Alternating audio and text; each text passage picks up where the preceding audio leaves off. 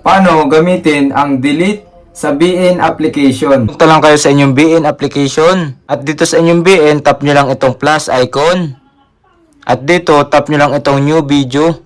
Then itong save button. Dito, punta ka dito sa may video or photos. Kung alin ang inyong didelitin or ikakat.